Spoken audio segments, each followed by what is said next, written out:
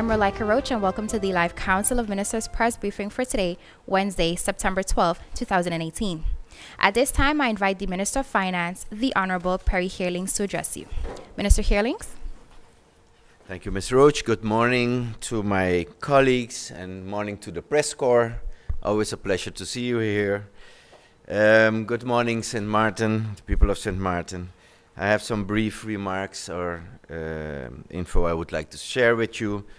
As most of you might have noticed yesterday, we had a public meeting with regards to the budget amendment for 2018, requesting the House of Parliament to mandate me to sign a loan agreement with the Netherlands for liquidity support for the first quarter of budgetary year 2018. After lengthy discussions late last night, Parliament voted for to allow me to enter into this agreement.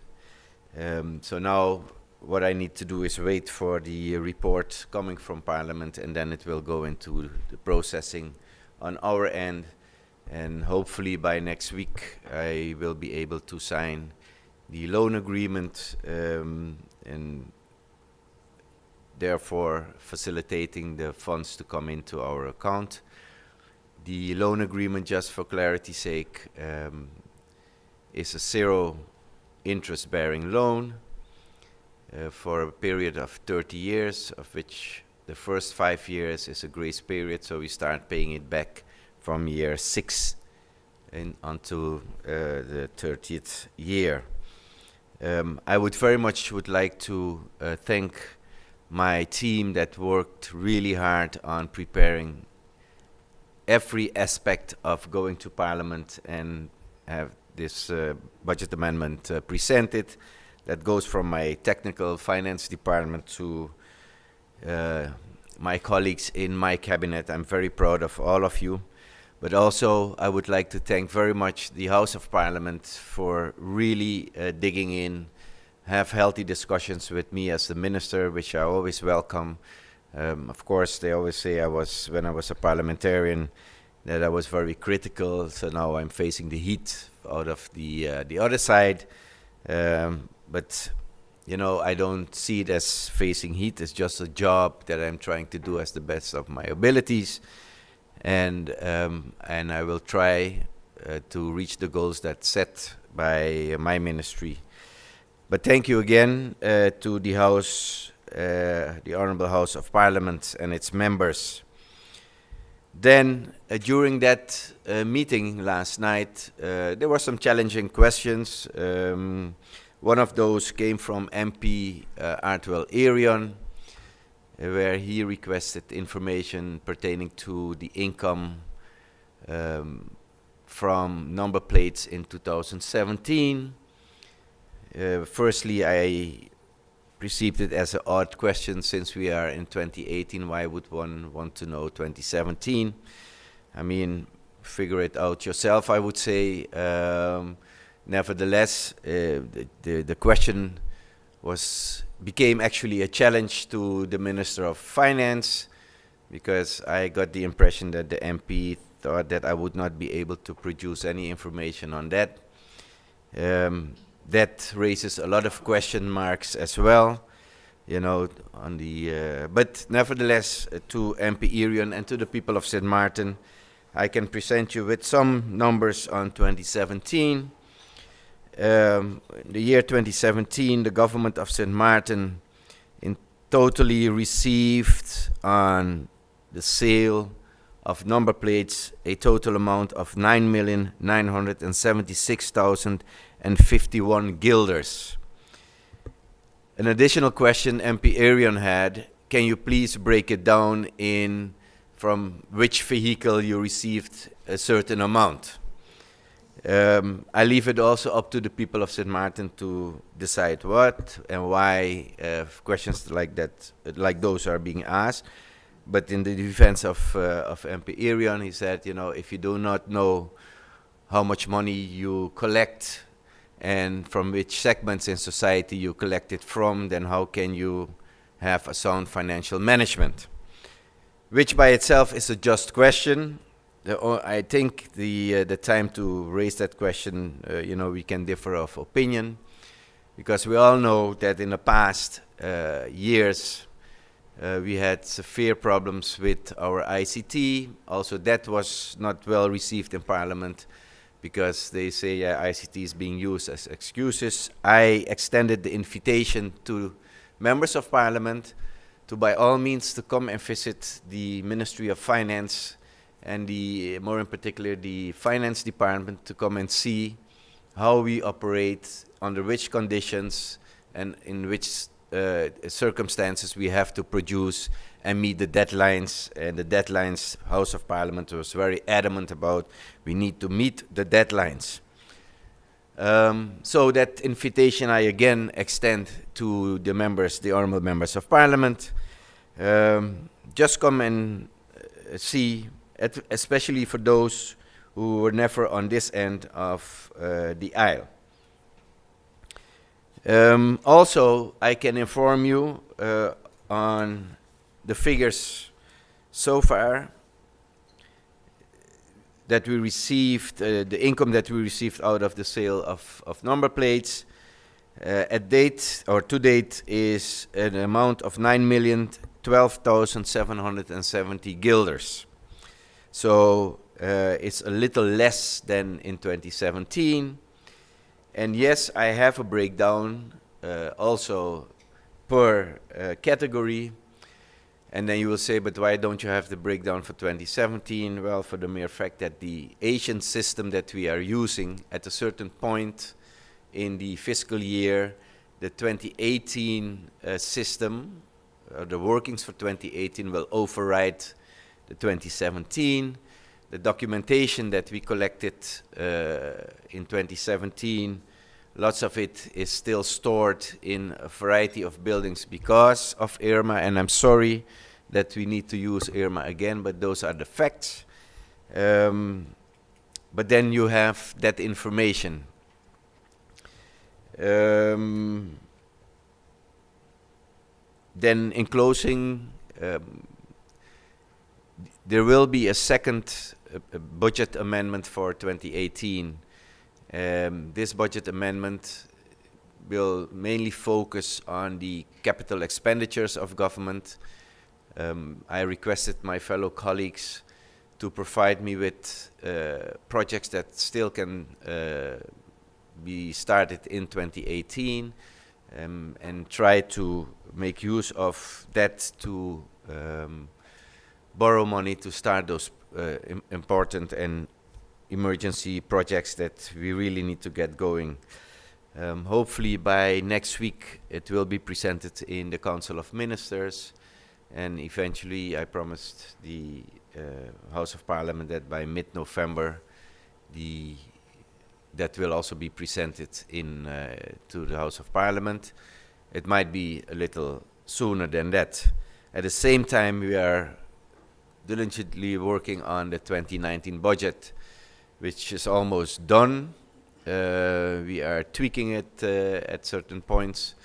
So also that budget will be presented to Parliament ultimately mid-November, way ahead of the 15th of December deadline.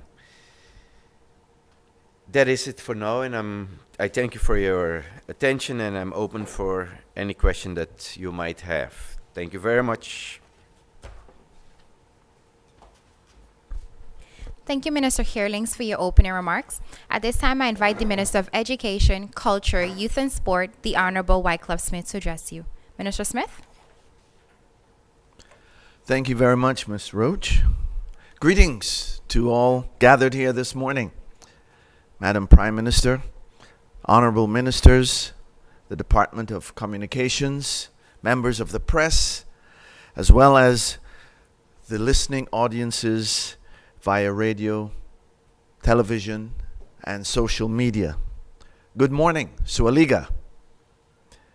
Let me start off this morning with a few reports concerning sports. On Saturday evening, I had the pleasure to open the 2018 season for the St. Martin Volleyball Association Senior Games. This took place at the Great Bay Sports Auditorium, and this year there are 9 participating teams with players from both the French and the Dutch sides of the island.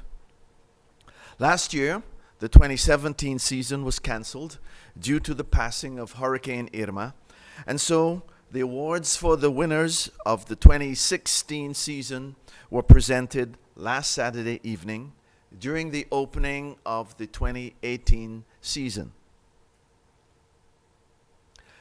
The St. Martin national football team is currently in Haiti, participating in the Confederation of North, Central American and Caribbean Association Football, CONCACAF as we know it.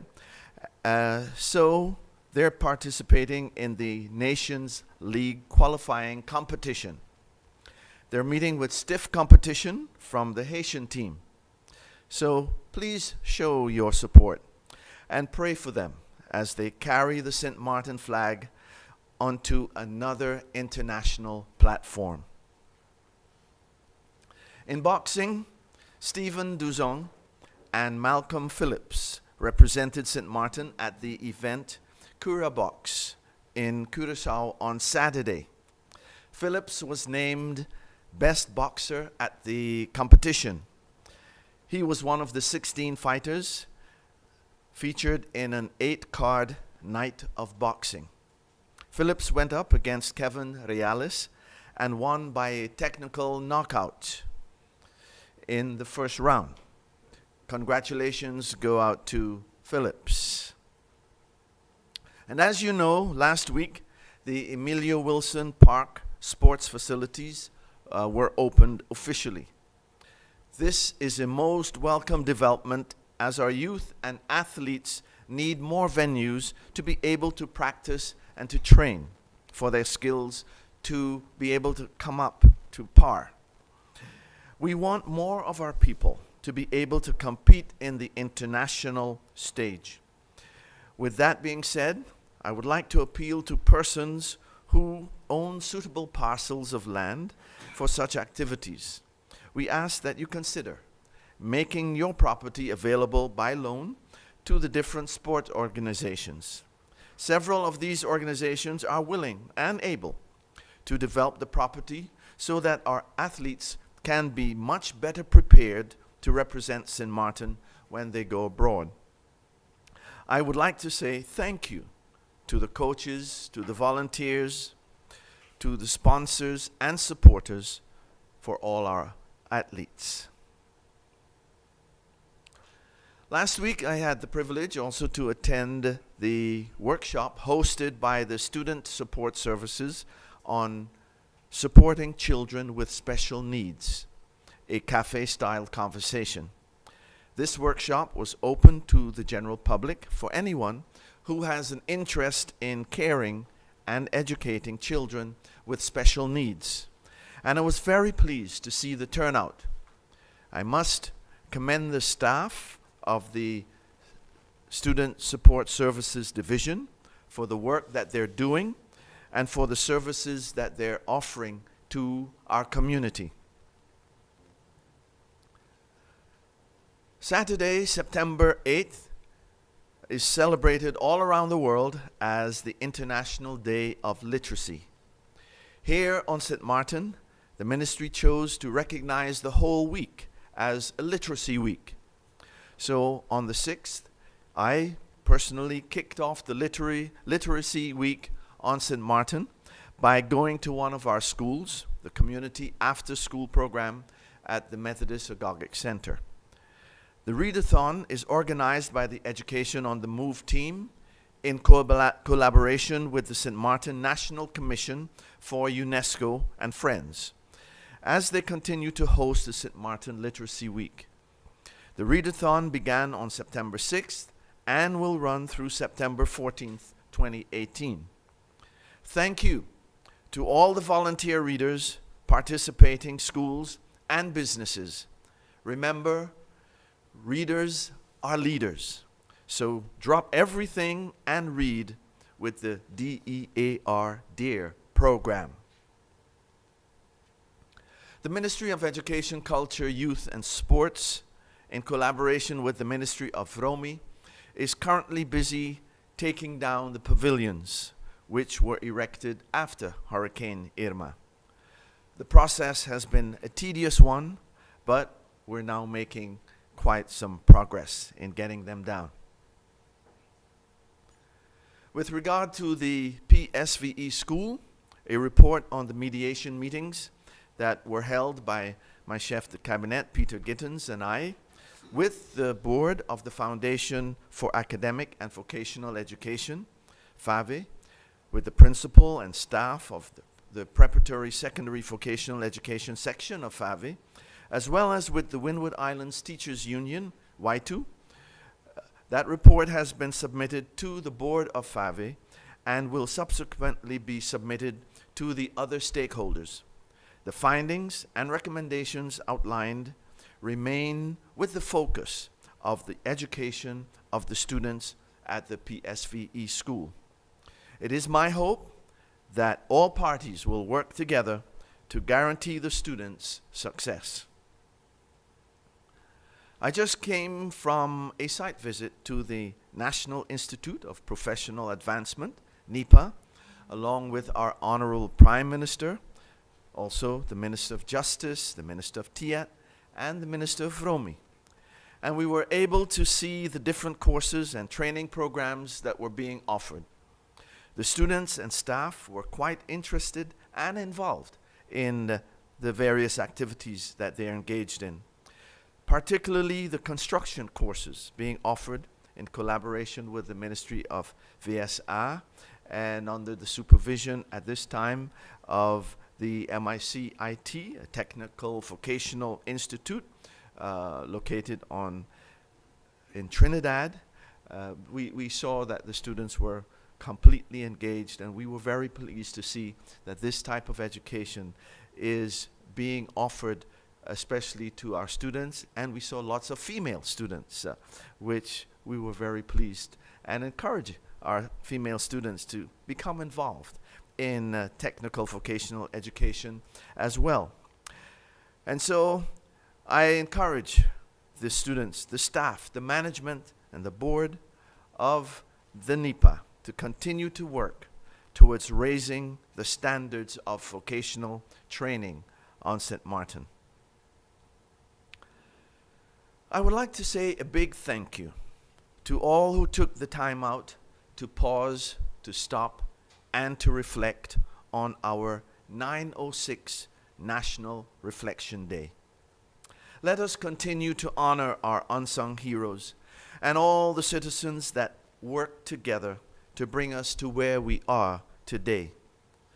Thank you also for documenting and sharing your observations of the moment of silence. The photos, the videos, the poems, and songs that were shared were very encouraging. There's so much more to be done, but when we look back, we have come a long way. Together, I can say that we are overcomers. And on that note, I encourage us all to be vigilant and to be prepared. We should not allow ourselves to be caught off guard for another storm.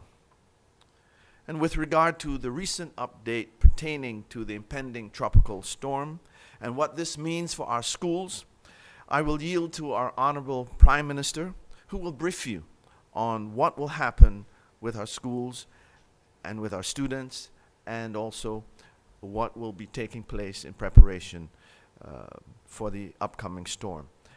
Thank you for watching and for listening, and do have a pleasant day.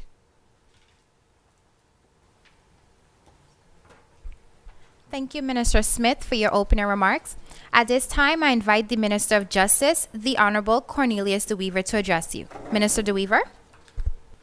Thank you, Ms. Roach. Good morning to the Council of Ministers. Good morning, St. Martin. Allow me to begin by thanking the entire justice chain for the work they're doing on a daily basis. Many times the work goes unnoticed, like the recent arrest of suspects in numerous cases during the last month, spot checks being carried out by different departments, etc. In addition to the above mentioned, we are faced with inclement weather heading our way. And based on last year's occurrences, the police will be executing zero tolerance towards persons who commit crimes before, during, or after a storm. Maintaining public order with security checkpoints will be executed, and strict action will be taken against those who attempt to abuse the situation by looting or breaking into private or public properties. All offenders will be arrested and prosecuted immediately. Penalties include a fine and/or community service, depending on the seriousness of the crime. The public prosecutor office has a guideline for this. In the serious cases, a summon to appear before a judge will be convened on short notice, or the request for pre-trial detention will be taken by the public prosecutor. The police will make maximum use of their legal powers. They will be paying extra attention to certain high-risk locations, and they will be assisted by additional personnel from the Ministry of Defense, the VKS, Kamar, etc., and all who will be acting under the authority of the police and the public prosecutor's office. It is important to note that the police and the entire justice chain has key points of action, and that is ensuring that the general safety of all residents and minimize any public health risk, ensuring the continuation of public service, protecting vital public interest, preventing severe damage to the environment, protecting private assets, and also protecting animal life. Those are my remarks for this morning, and I thank you, and ask you to please follow the law. Thank you, Minister DeWeaver, for your opening remarks. At this time, I invite the Prime Minister and Minister of General Affairs to present her opening address. Prime Minister. Good morning, St. Martin. Good morning, colleagues, radio listeners, members of the media. Pleasant good morning. As Chair Lady of the Emergency Operations Center, as we call it EOC, I convened an EOC meeting on Wednesday morning at 9 a.m. to assess the weather situation based on Tropical Storm Isaac that will be passing through the southern Leeward Islands on Thursday. Even though a tropical storm watch for St. Martin was not issued for the country, in its decision-making process, the EOC continues to take a cautious approach in the post-Irma environment.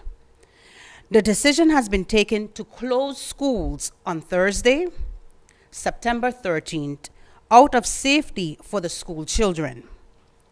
Our meteorological services has indicated that the country could experience some gale force winds of up to 35 miles per hour. Seeing that we still have loose debris around the country, certain school buildings still have challenges, and based on these vulnerabilities, due to the aftermath of Irma, and for the comfort and safety of our school children, it has been advised to close schools for that day as Isaac passes through the Lesser Antilles. Businesses should give some consideration to those employees who cannot secure childcare services for Thursday. A decision with respect to school on Friday will be made on Thursday after an assessment of weather conditions. Government services will remain open on Thursday. Business operations can continue as normal on Thursday. Shelters will not open as planned on Wednesday due to a review of the latest information related to Tropical Storm Isaac. The police force of St. Martin will continue with their operational plan with respect to checkpoints along with the public road network between Wednesday and Friday as Tropical Storm Isaac passes the southern Leeward Islands. This measure has been taken with respect to safety and security. The Meteorological Department of St. Martin, along with the EOC, will continue to monitor Tropical Storm Isaac as it passes the southern Leeward Islands into the Caribbean Sea, thereby clearing the area south of the country. I would like to thank the public for their diligence in monitoring the storm during the past days. continue to monitor the situation closely as the system is still east of the southern Leeward Islands. Continue to monitor official local weather and government-related information by visiting meteosxm.com, the Government of St. Martin website, stmartingov.org, or the Government of St. Martin social media Facebook, facebook.com/stmartingov, or tune in to the Government Radio 107.9. I will repeat that again. Continue to monitor official local weather and government-related information based on the official sites that was just given.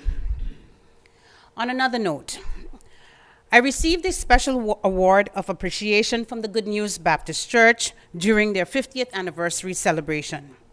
On behalf of the government of St. Martin, I take this opportunity to publicly thank the Good News Baptist Church for their 50 years of dedicated service to this community of St. Martin. May God continue to add his richest blessings on the church and the work that they do for the community. I thank you. Thank you, Prime Minister Romeo Marlin, for your opening remarks. The Minister of Tourism, Economic Affairs, Transport, and Telecommunication is at the press briefing but will not be making an opening statement this morning. We now move on to the question and answer session. Stephen Cerulean of PJ82 Radio, you have the floor. Prime Minister, Ministers, good morning. My question is for the Minister of Sports. During his address yesterday, His Excellency Governor Eugene Halde stressed strongly on a number of areas that will be addressed in the government's program. However, he failed to say much about sports development, and this, I guess, has been a point of observant for you since taking up your post as Minister of Sport. What is the ministry's overall plans for sports development on St. Martin? Thank you very much for that question. Sports is one of the aspects of our ministry that we're looking very closely at. The Department of Sports, they have developed a policy plan, but mainly it is to encourage sports organizations and associations to develop, to promote sports themselves.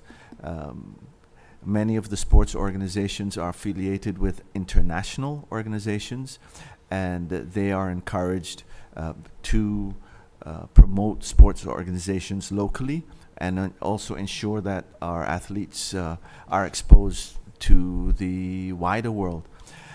And we have within the sports department, well, not within, but working closely with the sports department, is the National Institute of Sports, and they also have great plans for the development of sports.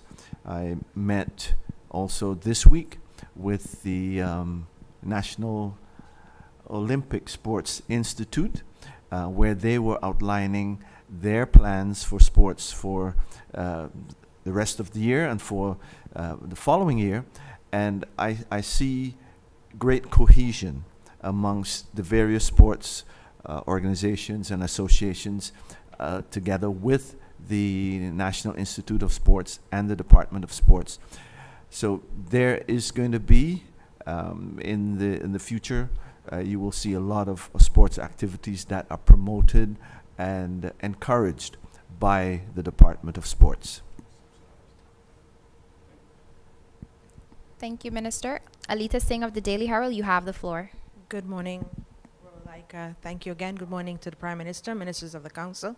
My question is for the Prime Minister, and it relates to the presentation the Governor made at the opening of the parliamentary year yesterday. Two aspects mentioned by the Governor. One is the completion of the Integrity Chamber, and of course the National Recovery Bureau. Could you give an update on what is the status of the actual formation, meaning those two entities actually starting to function with manpower, etc.? Thank you, Alita, for that question. As it relates to the National Recovery and Resilience Bureau, that process has already started. We have a director that has already been chosen, and once that director starts functioning, I believe we still have one more step to do, and then the director will then start to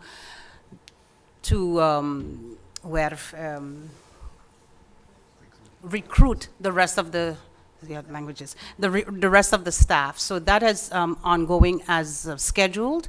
As it relates to the Integrity Chamber, we're still busy with that. As it relates to the LBHAM, still has to be written, and there's a couple of final processes that needs to take place, like it still has to go to the, I believe it's the Council of Advice or the Chamber of, not the Chamber, but the Council of Advice, and then once we receive that, the process will continue as planned. We're trying to finalize everything by the end of this year, because again, we made a commitment and we are sticking to our commitment, and we're going to make sure that both are established and working as we agreed upon. Thank you, Prime Minister. We now move on to the second round of questions. Stephen Cerulean, you have the floor. I have a two-part question for the Minister of Finance and the Minister of Education. Mr. During your recent presentation on the floor of Parliament, you suggested that you, as a Minister of Finance, is willing to take a cut in salary. Is that something that you truly believe that you are willing to do? And what about a discussion with your members of the Council of Ministers? And if I may get to Minister Smith, you, as a parliamentarian, you presented a motion on the floor of Parliament requesting a cut in salary for members of Parliament as well. Did you request to your faction leader of Parliament to at least take up from where you left from?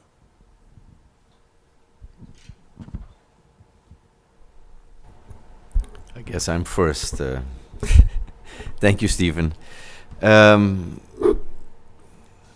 way you put the question, I mean, if I make a statement that I will take a 10% cut, then definitely I believe that I will take a 10% cut.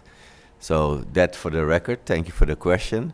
Indeed, it is a discussion that is ongoing, and we're close to taking a decision within the Council of Ministers. The question being, you know, if we take a cut, what do we do with the money? That's basically it. But this government is committed to lead by example, and we'll follow up. But definitely, I believe what I say, and I stand for what I say. Thank you very much. Thank you very much, Stephen.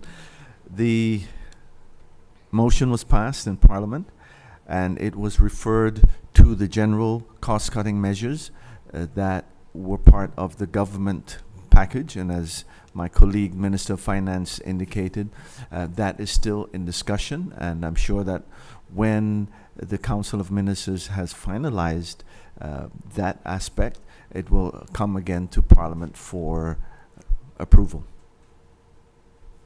Thank you, Minister Smith. Alita? Thank you again, Rolika. My question is for the Minister of TIAT.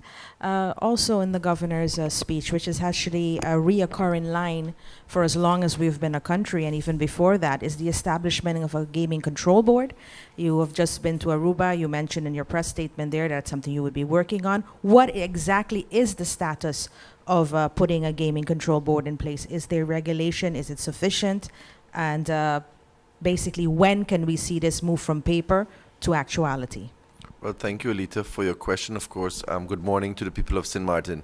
Last week, I attended the 3rd Annual Dutch Caribbean Anti-Money Laundering and Gaming Forum.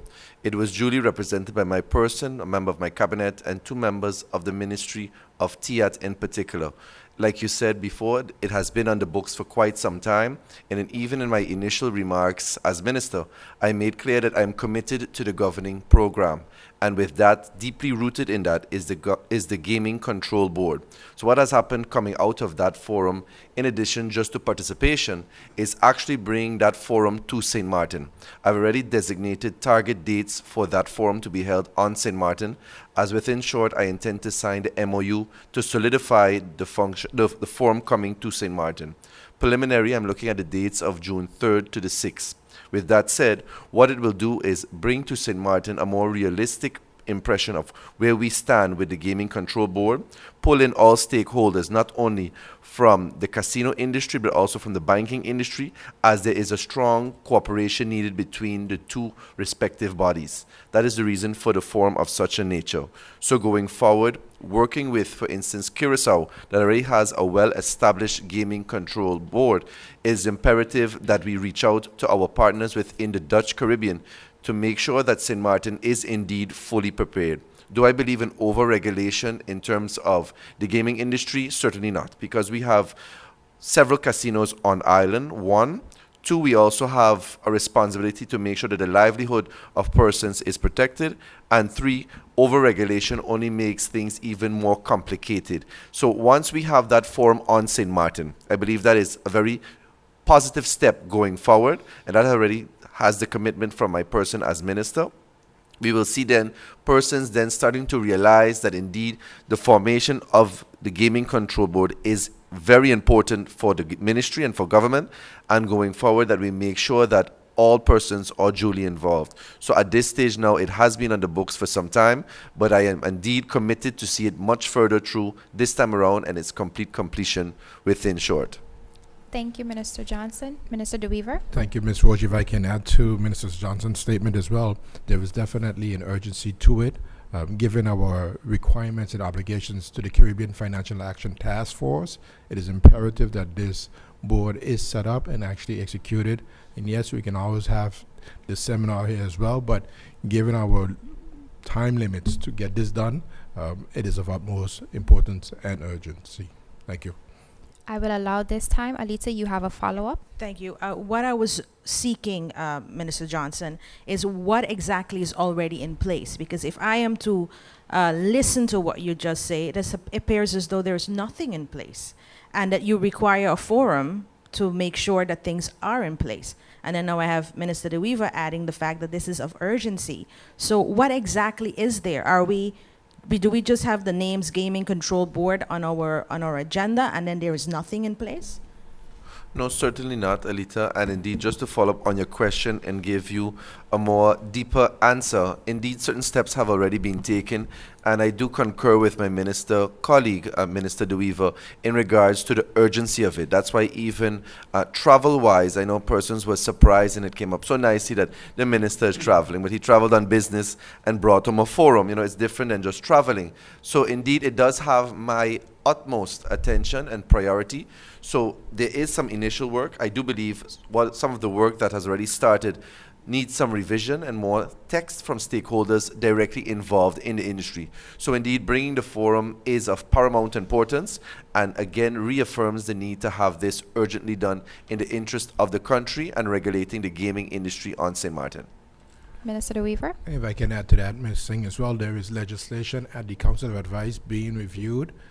I met with them last week as well, again stressing the urgency to get this completed in order for us to take it to Parliament and have the legislation passed as well, which is a criteria as well. Thank you, Minister Johnson and Minister DeWeaver. We now move on to the final round of questions. Stephen Cerulean, you have the floor. Minister of TIAT, on Monday during the stakeholders press conference in Oyster Bay, the question was posed to you and the Vice President of the collectivity, Ms. Damaso, regarding the budget for the joint promotion of the two sides. She said that it was not important to at least discuss a budget at this time, but was there at any time a budget on joint promotion for the two sides of the island discussed? Thank you, Stephen, for your question. And of course, it's very important for me to go back to those initial remarks I made first and foremost. On Monday at the press conference for the stakeholders in the tourism industry, I made clear that $15,000 have been pledged from the CTO funds that was given to St. Martin to start with the joint efforts of the French side and Dutch side working together with the MOU. My colleague on the French side, Ms. Valerie Damasio, the Vice President of the collectivity and President of the Tourist Office, made clear that indeed for them they have pledged the same. Going forward, we both made clear that the budget really needs to be worked out. One, we also need to review what are some of the priority areas. And three, we want to look at, like I made mention at the press conference on Monday, some of the plans and projects we have and the priorities for that. One being, of course, the joint stakeholders tour that we want to do throughout the island. And so the need for a budget going forward is there, but there are some other priority areas on the ground works that we do need to do. So like both of us mentioned on Monday, the budget will be worked out in its entirety, and it's right now going to be under review quite soon. Thank you, Minister. Alita, you have the final question. Thank you so much, Rolika. Minister Weaver, as you mentioned the legislation to do with the Gaming Control Board, can you give us a bit of insight into what that legislation seeks to address? There are a few of them. One of them is the anti-laundering money, or what's that? Anti-money laundering. There you go. So that's one that's there, as well as terrorism financing is another one that's partly affiliated with it. So those are two that we are looking at, and there are a few more. I'll give you the list later on if you would like. Thank you, Minister De Weaver, for your response. Honorable Ministers of the Council, members of the media, radio listeners, and online viewers, this brings us to the end of the live Council of Ministers press briefing for today, Wednesday, September 12, 2018.